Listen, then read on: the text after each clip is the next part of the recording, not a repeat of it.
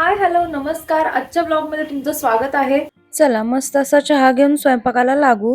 तर आज मी बनवतीये इकडे आता पुण्यात तर त्याला थालीपीठ म्हणतात, पण आमच्याकडे म्हणजे माझ्या माहेरी याला धपाटे म्हणतात. तुमच्याकडे काय म्हणतात मला नक्की कमेंट करून सांगा. यासाठी मी आधी लसूण, मिरची आणि आल्याची पेस्ट करून घेतली आणि मी आज त्याच्यामध्ये टाकणार आहे कोथिंबीर, मेथी, कांदा आणि काकडी. तुम्ही कोणतेही व्हेजिटेबल्स ह्याच्यात ॲड करू शकता आणि तुम्ही याला अजून हेल्दीही बनवू शकता. आणि मी तर सगळ्या प्रकारची पीठ जी माझ्याकडे अवेलेबल होती ती घेतलेली आहे. त्याच्यामध्ये फक्त ज्वारीचं पीठ मी जास्त घेतलंय. जर तुम्हाला लाटून करायचे असतील तर तुम्ही गव्हाचं पीठ जास्त घेऊ शकता. आणि त्याच्यामध्ये आपले बेसिक मसाले म्हणजे हिंग, हळद आणि थोडेसे पांढरे तीळ, जिरे आणि मीठ आणि आपलं जे काही आपण त्याच्यामध्ये भाज्या वगैरे यूज करणार आहे ते सगळ्या त्या पिठामध्ये मिक्स करून घ्यायच्या. आता हे थालीपीठ जेवढं बनवायला इझी आणि टेस्टी आहे तेवढंच हेल्दी ऑप्शन पण आहे. म्हणजे तुम्ही ब्रेकफास्टसाठी कधीतरी लंचसाठीही हा ऑप्शन खूप चांगला आहे. आणि तुम्ही हे कस्टमाइज पण करू शकता. कस्टमाइज म्हणजे तुमच्याकडे ज्या भाज्या अवेलेबल असतील तुम्ही त्या ह्याच्यामध्ये यूज करू शकता.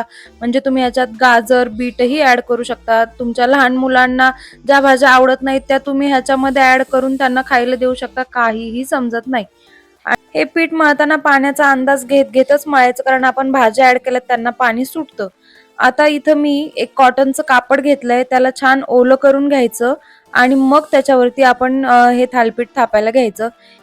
पिठाचाच एक छोटा गोळा घ्यायचा आणि तो हातावरतीच थोडासा मोठा करून घ्यायचा आणि मग त्याला छान असं हाताला पाणी लावून पोळपाटावरती जसं जमल तसं, म्हणजे लगेचच तुमचे पातळ होतील असं नाही, थोडं थोडं थोडं करत ते मोठे करायचे आणि असे त्याला होल्स करायचे. म्हणजे भाजताना थालीपीठ सगळ्या बाजूनी व्यवस्थित भाजलं जाईल. आणि मग असं त्या कापडासहितच तव्यावरती टाकायचं आणि अलगद कापड उचलायचं.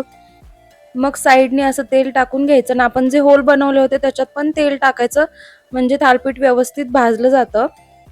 आणि मग त्याच्यावरती असं झाकण ठेवायचं.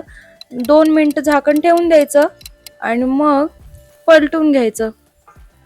पलटल्यानंतर दुसऱ्या साईडनी पण व्यवस्थित खमंग असं थालीपीठ भाजून घ्यायचं. माझ्या बालपणीच्या खूप आठवणी या थालीपीठासोबत जोडल्या गेल्या आहेत. माझी आजी ना उरलेल्या भाज्यांचं थालीपीठ बनवायची, पण तसं थालीपीठ आजपर्यंत परत खायलाच नाही मिळालंय. आता आपले थालीपीठ रेडी आहे. मी तर आता थालीपीठ आहे म्हटल्यानंतर त्याच्याबरोबर दही, लोणचं हे तर आलंच. तुम्हाला थालीपीठाबरोबर काय खायला आवडतं मला नक्की कमेंट करून सांगा आणि माझ्या चॅनेलला लाईक, शेअर आणि सबस्क्राईब करा. भेटू नेक्स्ट व्लॉगमध्ये. Thank you.